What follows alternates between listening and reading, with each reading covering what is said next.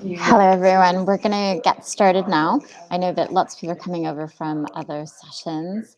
My name is Savita Wilmot, Director of the Natural History Consortium, and it's absolutely fantastic to have Matt joining us from Reason Digital, talking about digital fundraising. I'm sure Matt might say a little bit about Reason, but we were so inspired reading about the work that they do.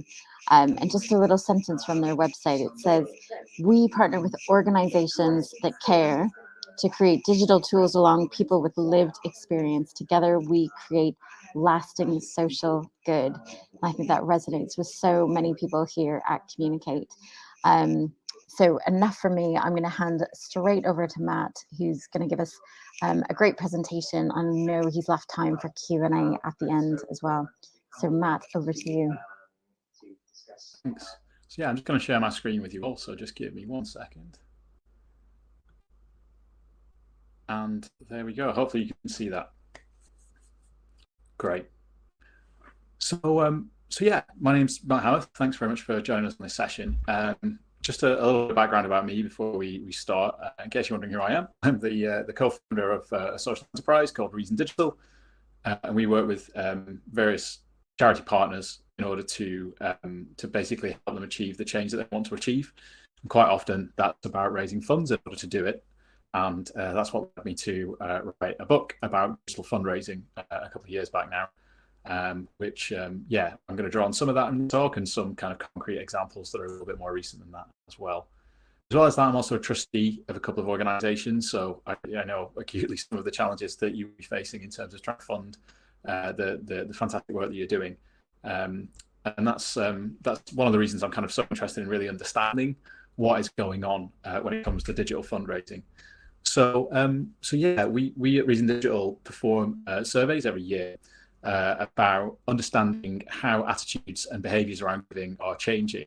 And what we found just before the pandemic is that we're about to just experience a shift where soon more people will give money online to a charity than give money offline to a charity, which is quite a big shift. I think you'll agree. And we've also done some research during the pandemic as well about how the pandemic itself has affected giving. And it's a bit of a complex picture. Effectively, online giving has gone up a little bit, but it's not offset the reduction in offline giving that was caused by, the lockdown. Kind of made offline donations a little bit difficult. But what we found when drilling into the detail of this is that not all charities were impacted equally. And unfortunately, climate, environmental and conservation charities tended to have suffered more from a drop in donations than, say, health research, social care charities. I suppose it's a little surprise, really, given what the public's preoccupation was at that time. But it just goes to show that we've got some ground to make up. What's the way in which people have donated online has kind of shifted quite dramatically over the last few years as well. So this research you can see on screen. So this was a survey of over 2,000 adults in the UK into their donation behaviour. We found that actually an increasing proportion of people are not donating necessarily directly to charities, but donating to online fundraisers that their friends are setting up and are becoming easier to proliferate online. That's not to say that donation directly to charity isn't important. In fact, it accounts for, well, depending on how you cut the numbers, around about 31% of donations occur directly to the charity through the charity's website. But yeah, around 37 are either through an online fundraiser or through social media. So that's a real change. Since lockdown, things have changed, not just for donations, but they've changed for everybody, really, of course. And what we've really seen is that we've seen a kind of wave of digital adoption, particularly around groups that we would normally define as kind of less digitally enabled than others. So that tends to be older age groups in the UK, who coincidentally tend to be the ones most likely to donate to charity as well. So that's had an outsized effect on the digital funding potential of organisations, which is really good to see. So yeah, we should be kind of teed up really for a really good moment to exploit this and to raise some more income digitally. So what I wanted to do is split the session today. I wanted to give you some practical tips and techniques about how you can make a difference to your digital fundraising income. some stuff that'll take a bit longer to pay off, and some stuff that will pay off really immediately.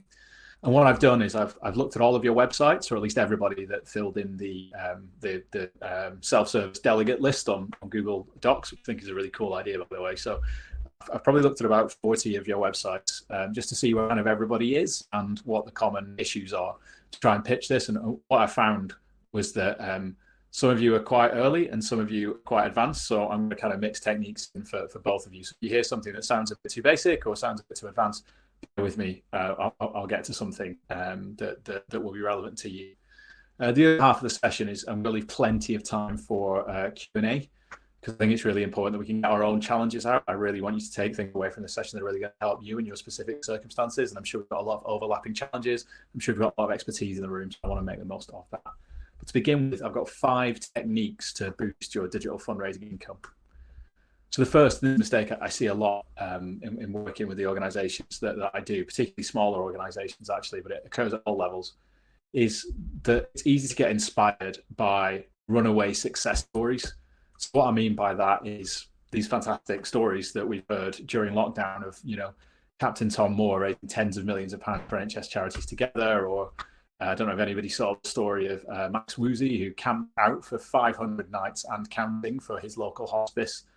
And at the time that I last checked, which was a couple of weeks ago, had raised over £600,000 and made national news. Or this rather brilliant tongue-in-cheek campaign from a Facebook page called Men Behaving Dadly, which is the Facebook page of a blogger called Simon Harris, who managed to raise over £120,000 to buy a new lifeboat for the RNLI, which he suggested should be called the Flying Farage.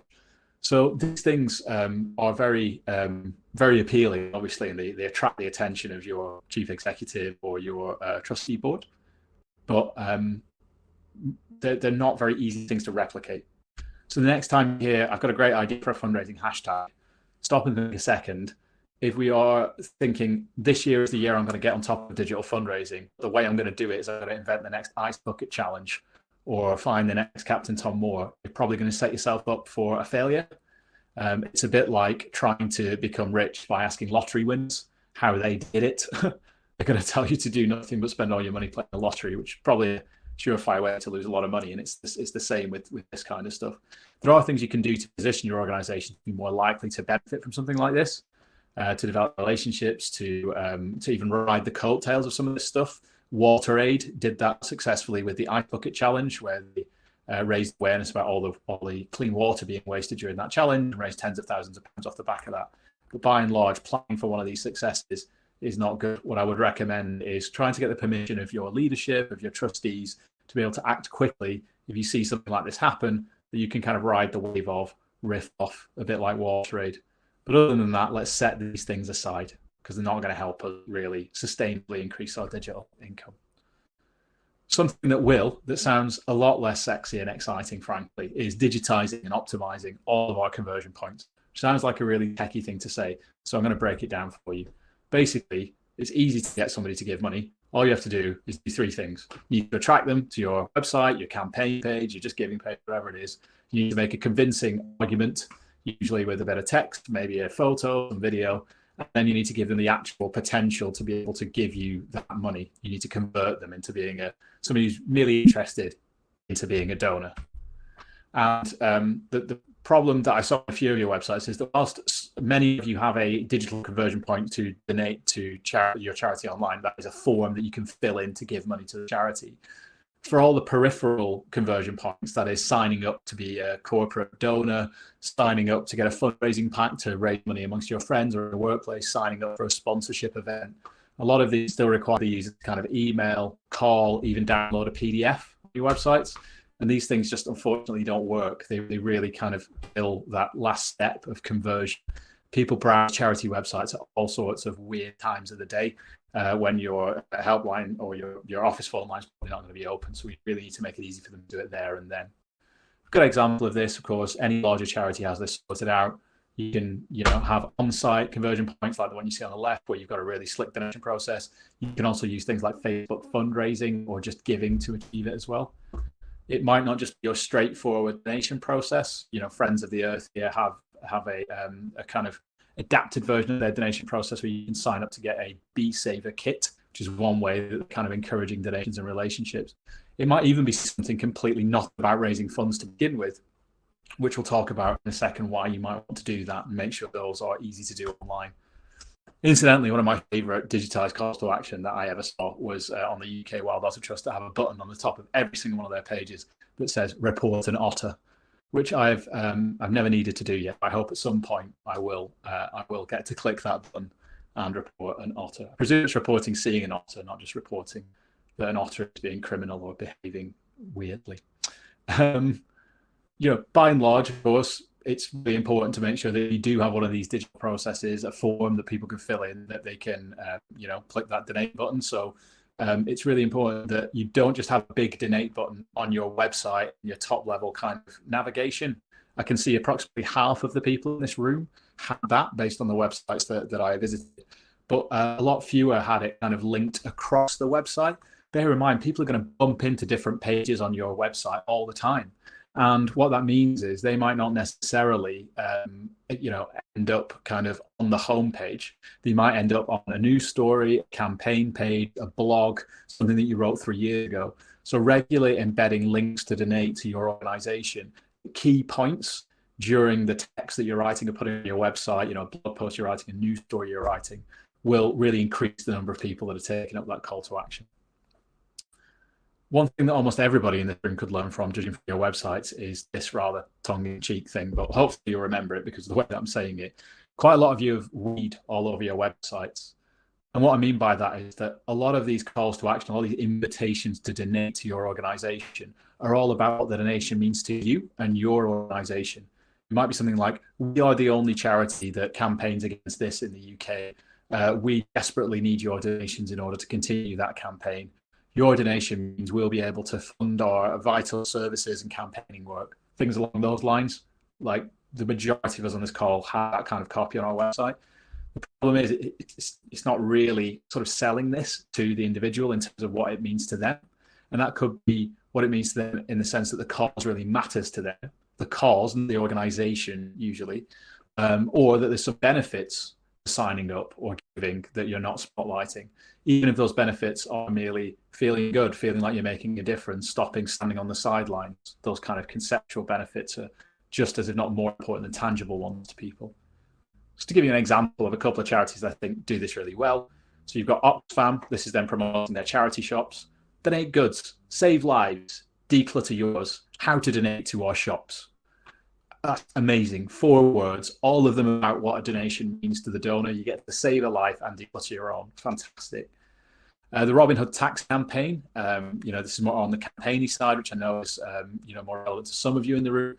Be part of the world's greatest bank job. How much more exciting does that sound than sign a petition or join our email newsletter? But that's exactly what that's asking you to do.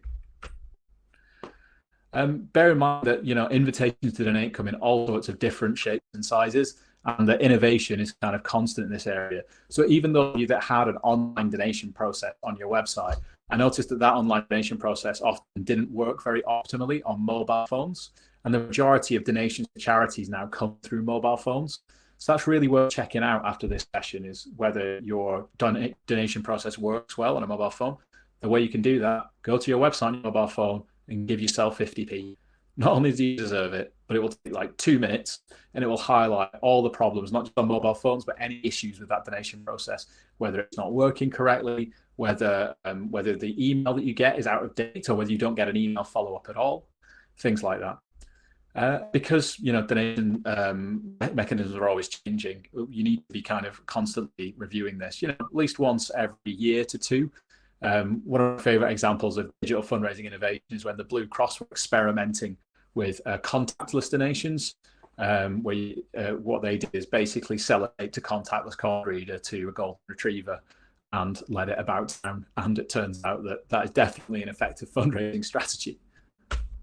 One innovation that I noticed has passed a lot of us by is fully mobile payments. So things like Google Pay and Apple Pay. allow you to be able to donate to an organization now without the need to fill in all your details manually or even remember your credit card details. Sometimes donation processes will actually prompt the user to fill in saved card information or saved name and address information. That also massively increases the chances that someone will complete a donation. So those are some more sophisticated tips there. If you've already got that online donation form, you've already got some really clear calls to action that are very user-centered. The next thing I would look at is, can we make this easier with technology? However, what many of you will be suffering from, I'm sure, is that no matter the improvements that you make to your website and how slick the campaign page is that you put on your website, that you always have problems in still getting enough eyeballs on that page in order to produce a significant amount of donations for your organization, which is why digital fundraising doesn't just involve asking people for money, it also involves growing your database, growing your audience. And one way to do this is rather than just asking for money all the time on your website, which is a big step for people, particularly if they're new to your organization, you should introduce asks for them to give their contact details to you. So this process that I showed you before, where we're attracting people, maybe they're stumbling across our website from Google, their friends told them about us, seen us on social, whatever it is, heard us on the radio, that actually they might visit us again. So if we can be asking them to say, join our database, join our newsletter, introducing this kind of loop, that puts us in control. We can keep bringing them back to the website. We can keep giving them information about what a great organization we are, in hopes that will gradually convince them to eventually give.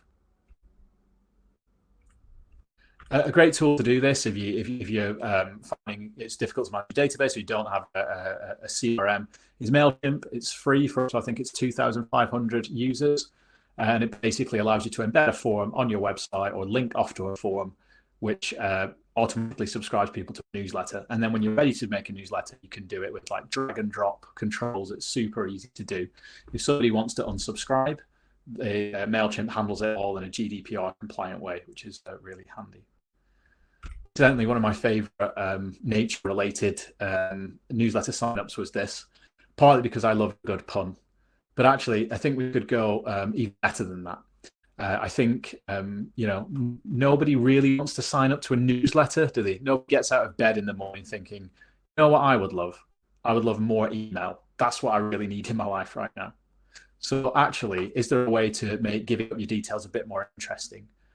Could it be joining the fight against climate change? Could it be being the first to hear about urgent steps you need to take in the fight against climate change? Could it be about getting tips and tricks about how to make your garden the friendliest place for wildlife? We can present this newsletter as more than just an email about us. We're far more likely to grow our database and to get people to it. And really, the question that you've got to answer if you want to grow your database ultimately is kind of, why should people care? Why should they sign up for that thing? Some of the things that I mentioned there, I guess, not just about your newsletter, they were about changing what you're putting forward to the user to encourage them to actually hear from you more often. If you have captured people to say your social media or your newsletter, but all you do is ask them for money, then you may have grown your database, but you're not really growing your relationship or your results. So take this example from an old campaign called Save Doncaster Library. Just check out on screen now how they were, utilizing their social media following, just asking for money again and again and again. And it's easy to get into this habit if you want to kind of grow your online income, thinking that you just have to continually push that message.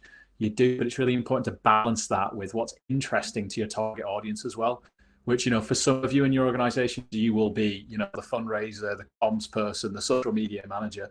For those of you that are looking to have a team where those are all divided, it's important to work together to make sure that your newsletter, your social media remains interesting, because otherwise people are just going to either unsubscribe or they're just going to kind of virtually turn off, where every time they see your logo, they just assume it's going to be an ask for money or something all about you. I actually clicked on this link to the Save Doncaster Library website. And what I found was that we ended up on this page where people ask for money again. No surprises there, right?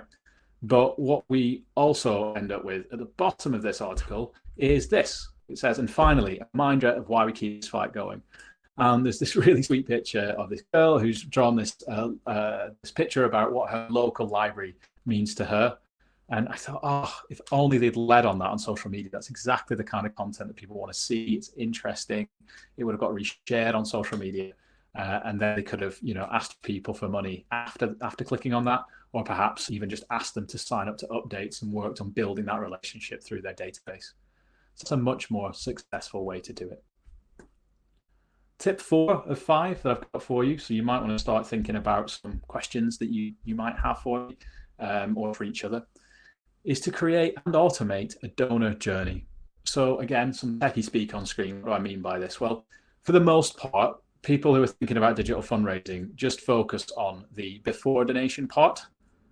So they will be maybe thinking about what are the steps to get somebody to a donation. And they may even think about little actions that need taken on the way, like signing up to the newsletter, or maybe signing a petition so we can get their email address through that and then ask them for donations afterwards. But there's also an entire journey after a donation as well. And that really matters as well. And actually, that first donation might only be worth £15. If we can get people to sign up to other things, perhaps it could be signing up to do a challenge event, run the London Marathon for us, or hike up some peaks for us, or something like that. Ask for sponsorship from their family, or perhaps give up their birthday for us on Facebook, after the donations on Facebook. That could be worth £150, So if we don't grow this relationship after that first donation, then we're really just wasting a huge potential to raise funds. And when people think about boosting their digital fundraising income, often they think about doing a load more stuff at the before donation step, when actually they may well be sat on a database of donors that have donated in the past that they could reactivate and get them to do even more meaningful, even more significant actions for them that result in quite a lot of income for the charity. So it's worth thinking about that journey. What might that journey look like? Well, that journey might look like regular emails from the organization. It might look like, celebrating the success of fundraising on social media. It might look like donor stewardship, reaching out individually to donors sometimes where it's worthwhile to do so, to see if there's anything they need and whether they're satisfied, and what ideas they might have for stories or content on your websites. All sorts of ways to start that conversation. You also need to think about making sure that you have a series of actions that are available. These don't need to be technical and complicated. You might initially ask people to pledge their support for something, or to change their behavior around, say, carbon.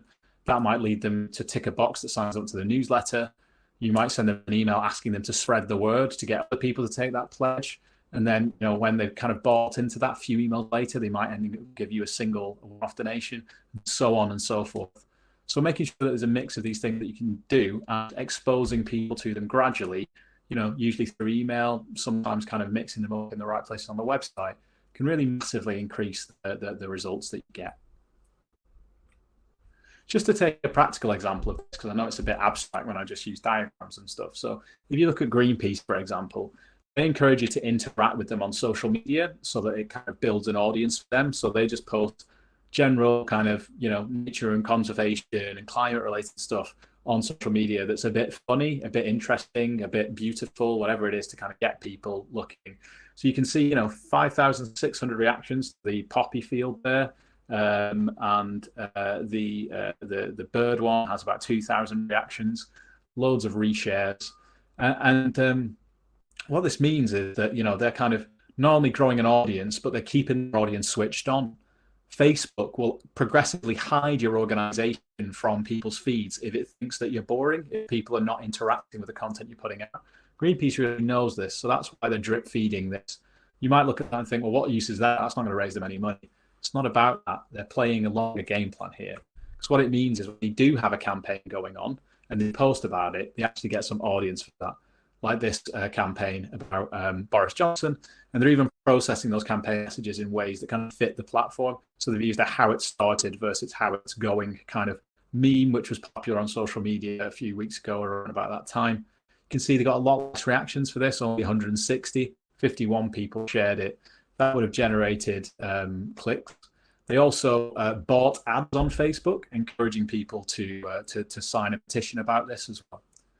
What then that led to, effectively was, some of these links led to pieces of content that went into the thing in more depth, which also linked through to the action page itself, which I think is on Engaging Networks or a similar tool, but it could equally be something free like Google Forms if you don't want to pay for a tool that encouraged people to sign a petition.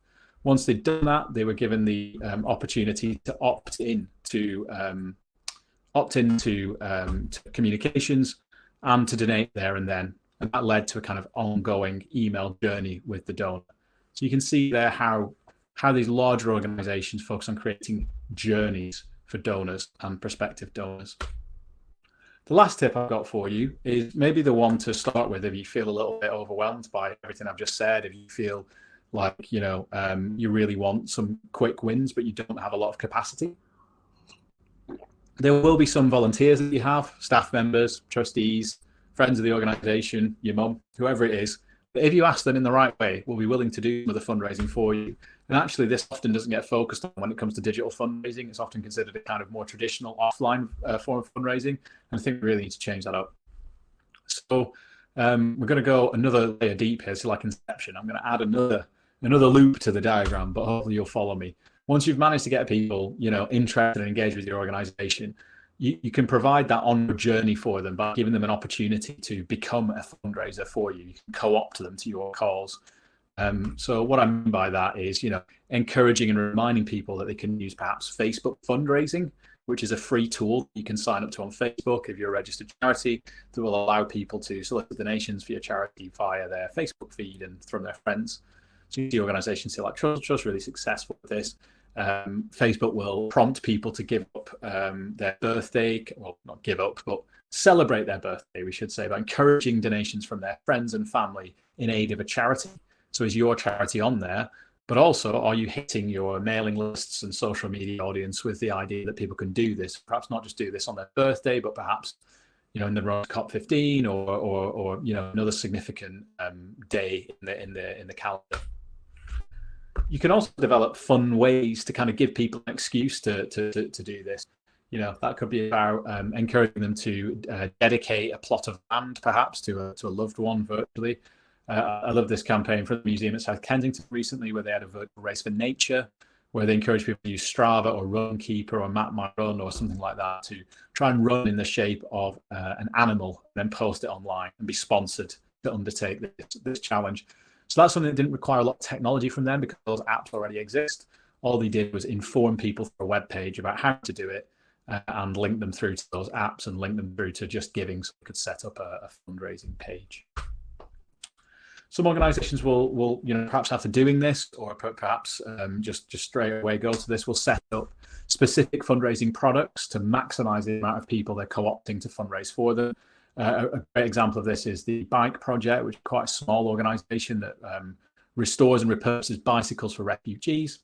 They set up this Refugee Routes Challenge where they looked at how much distance refugees have to travel to do particular dangerous crossings, then encourage people to sign up to cycle that distance and be sponsored to do so in aid of refugees, which is a really good kind of way to make the cause relevant to the fundraising activity. They also gamified it a bit. They had a leaderboard where people, different teams, different individuals competed with each other to raise the most money. Wouldn't we all love to have a bunch of people competing to raise more donations for us? It's also interesting that you can kind of book what the norms are with challenge activities when you start to think digitally as well. A lot of what I talked about there was actually quite traditional, wasn't it? It was about people getting out, exercising, doing marathons, whatever. One thing that Macmillan pioneered in the UK really many years ago was doing a video game marathon for charity, which is something many other charities have emulated now. But they regularly make, I think it's about 300,000 a year from this campaign, where they get streamers, people that are playing video games and broadcasting it online, and other game players to challenge themselves to play a computer game for 24 hours, stream it online on a service called Twitch, and raise money for Macmillan doing it. So that's something for the people like me, the couch potatoes, that might love to raise money for some of your charities, but are maybe not going to be getting on a marathon vest anytime soon. They set up quite a slick looking website for that, but fundamentally it was basically a Just Giving page. Again, it goes to show that you don't need masses of technology necessarily to set these things up, and therefore masses of budget. I just wanted to touch on that briefly, that actually the best thing sometimes in terms of these fundraising products, and particularly ones to try and co-opt people to get sponsorship for you, is just to use basic technology, use what's on your website, link out to things. Reason Digital provides the digital services for the Scouts, and they, when lockdown hit, they were very quick. In a few days, they wanted to set up a fundraising campaign. So we just repurposed some existing technology, Google Maps, and some of the stuff that we made for them to basically have an immediate global fundraising campaign for the Scouts, which raised hundreds of thousands of pounds for the 500 most vulnerable Scout groups in the UK, by getting them to compete with each other to be sponsored for the most miles, to see how many times around the world they could go. So yeah, that's all the time that I want to sort of talk at you. I'm really keen to spend the next 15 minutes just sort of opening up to Q&A now. But just before I do, it's worth checking out. I've made my digital fundraising book free during the pandemic to try and help organizations to, modernize their fundraising in what is a difficult time. So do check out me on Twitter. I'll send a link to it in the chat if you want to download that book for free. You're welcome to buy it, of course, as well if you want. It's on Amazon. But hey, you can get it for free, and we don't have to cut down any trees to do that. So it's win-win, right? So that's brilliant, Matt. Thank you so much. And it'll be great. We'll share that as well in the main chat. And I know that this session will get lots of view backs with the rest of our delegates as well, if you give us permission to do that. So we've had a couple of questions already. I think you can probably see them as well. Should we start with Grace's question? I think she was first, Grace Walker. Kind of a question about frequency of asks for funds and resources. Yeah, it's a really good question, actually. What I'd recommend is a ratio of 80-20. Certainly no more than 20% asks and 80% stuff that is valuable to the user. Sometimes that 80% will be made up of things that are kind of valuable to both parties. But actually, yeah, it's good on social media to be having four just interesting, funny, whatever posts for every one post is just a pure ask for something. Great. And then I think below is a question from Emily about direct asks, and so from an organization of social media to donate to a fundraiser. If you can see the question there. Yeah. So with that one, yeah, basically it's not effective. Is the short answer to your question, Emily. So even the larger charities have kind of learned now that if you just put a link asking for money on social media, it seldom works. It got a bit better when some of these platforms introduced actual donation tools within those services, like Facebook fundraising. So some of the larger charities might be able to make a few £100s with a particularly strong post, but in the context of their wider audience, that's not really a very impressive total. So really, the potential of social media, I'd say, is in three places. One is developing the relationship with your audience, which might then convert, later on from that. It's just building that warmth, them seeing you're an effective organization, getting more behind the cause. And we know that organizations that individuals that interact with charities on social media, I think, are around 29%, I think it is, more likely to donate to charity. So the evidence is there that investing in social media does actually provide fundraising results, even if you can't draw that line from that tweet to that donation, because people don't move like that. The other areas that I think it's really useful are competitions and lotteries. People go on social media to waste time. And if you can repackage your fundraising as something that's kind of fun and a bit time wasting, then that is something that's going to work better. So you'll see a lot of charities advertise their lotteries and their competitions on paid social media ads, and that's why. The last sort of area that it's useful for is just really kind of encouraging your supporters to ask their friends and family for donations, because even though you directly asking for money on social media might not be effective, it doesn't mean that social media isn't effective for fundraising. Ask anybody that does a marathon or a charity challenge where they're getting the majority of their sponsorship from. Quite often it's repeatedly posting their sponsorship page to their social media channels. So that you can utilize social media, but one step removed there by providing something that's fun and engaging for them to be sponsored doing, and then giving them those nudges and that support to make sure that they post that on social media or use the embedded social media tools like Facebook fundraising to do it. Really fantastic question here from Ellie asking about cryptocurrencies providing opportunities for charity fundraising. I don't know if Ellie or yourself want to just give a quick sentence on cryptocurrencies if anyone isn't familiar. Yeah, sure. So cryptocurrencies are a digital alternative form of currency. They're not kind of backed by any bank or regulated, which means that they initially started out being used for a lot of nefarious activity. There's been websites like the Silk Road where people were just browsing and buying drugs that were then posted to their house using Bitcoin because it's not regulated and it's untraceable. That said, it's got a lot more kind of mainstream now. It's become quite valuable. There's some, some teenagers who I'm incredibly jealous of that just had a few Bitcoin lying around in their virtual wallets that was changed from when they bought a pizza for 300 Bitcoin or something back in the day. They're now, worth millions of pounds. So that's made a lot of people, a lot of fundraisers prick up and take notice.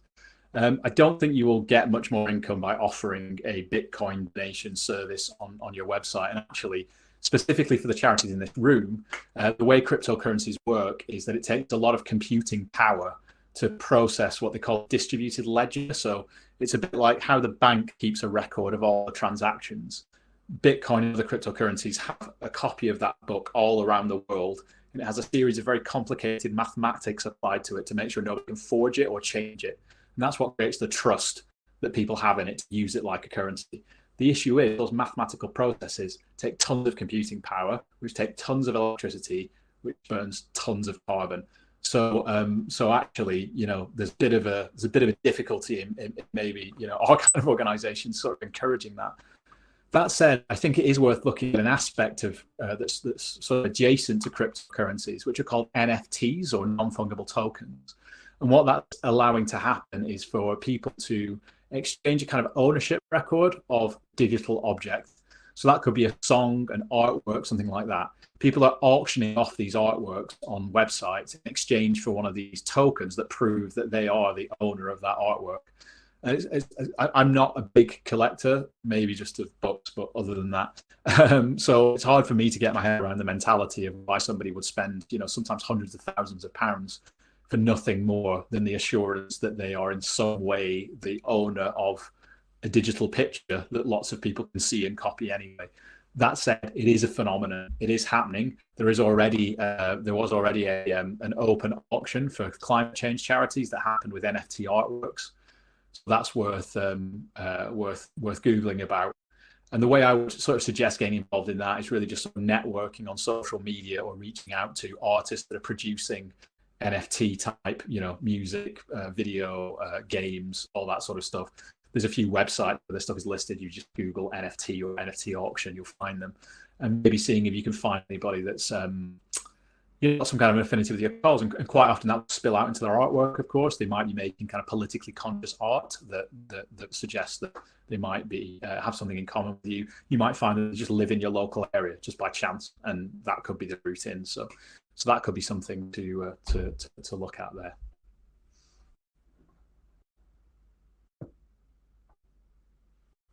I think you're. Sorry. 2 years of Zoom, I should and know to unmute myself. Just saying thank you very much, Ellie, for the feedback as well. I'm glad that answered the question. So we're just going to keep going down the chat as long as we've got Matt here. Gina, suggested amounts more effective than open donation? In a word, yes. They're basically 3 levers that you've got to maximize your fundraising, no matter what kind of thing it is, whether it's sponsorship, crowdfunding, a donation ask on your website. They are the number of people that get to see it. So how good you are at promoting it, growing an audience, building that database. The number of people that decide on seeing that to actually give money to you. So that's how persuasive, compelling, emotive the material is by that campaign. And then the third is the average amount that each person gives you. And if we can push up that average amount, £9 or whatever, multiplied over many hundreds of people that might give us money through that website over its lifespan, that's a really significant, extra amount of income. And a good way to do that is to give suggested donation amounts to people. Ideally, if you want the science-based approach, you would look at the average amounts people are giving you organically. Perhaps you could download that from PayPal or whatever you're using, Stripe, to process donations from your website, and set average donation amounts that are just like nudging each of those things up. You'll tend to find the cluster anyway between people that can only afford to give a few pounds, people that are more in the 30 range, and people that are more towards the kind of 50 to 100. So you can kind of average that up a little bit. It's good to include photos and language like, £50 could make sure that we whatever, or could allow us to protect a beehive for an entire year or something like that. Using the word could is very important, of course, because unless you use something vague like that, what you find is that people will expect you to spend money on that specific thing. And in that case, that means that you are actually duty bound to spend that money on that kind of cause or on that promise, which ideally we don't want. We want general unprotected reserves. So yeah, that would be my suggestion for you, Gina. Great. We've only got about 5 minutes left, and we've got 2 great questions in the chat, Matt. So I'm wondering if we can try to get through both. So Jamie is asking about legacies, best way of people can get in touch with legacies, and a couple down. Kirsty is asking about donating for a physical thing or an abstract idea. So if you can, in the next 5 minutes, at least try to touch on those, that'd be amazing. Sure. Okay. We'll start with Jamie. So Jamie, definitely having a form on your website. If somebody's interested in talking to you about a legacy, that they can just leave their email and/or phone number. Don't leave it to them. Like, don't put a phone number or an email address that just says, if you're interested in discussing legacies, click here to talk about. Also, like legacies, does the average human being call it legacies? Often they don't. So, gifts in will, things like that can sometimes, dedications, things like that can sometimes be more attractive content. Some organizations obviously go further. They have deals with solicitors that might provide free hours. Most solicitors have to provide free hours to charities, pro bono hours, to kind of stay, within a certain amount. So you might be able to offer their service back out as free will writing or free will advice services, which might then attract people to have that conversation. There is a digital will platform called Fairwill, which you can find on Google, and that just has a charity partner section. So when people are writing their will online, it's the most popular online will writing service. Your charity might come up if you register with them. So a few tips for you there, Jamie. Kirsty, around the abstract ideas. So people that don't do for a physical thing or more from an abstract idea. That's an interesting one. I don't actually know. I think it depends on the mechanism. I think people definitely prefer tangibility, but tangibility could be something conceptual rather than something concrete. So, for example, it could be counselling rather than just a counselling centre.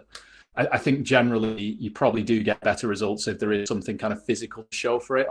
If you're doing things like crowdfunding campaigns. Nothing seems more successful for most charities than if they get their van nicked or their office robbed or burnt down or something. Than a crowdfunding campaign, people just go nuts to right that wrong.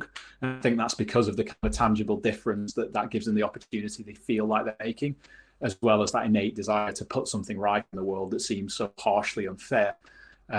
So yeah, it's a really interesting question, Kirsty. And I might take that one away for a research topic. I think it is. Don't think there really is much out there about that one. Brilliant. Well, you've done both questions in 3 minutes, Matt, which is great.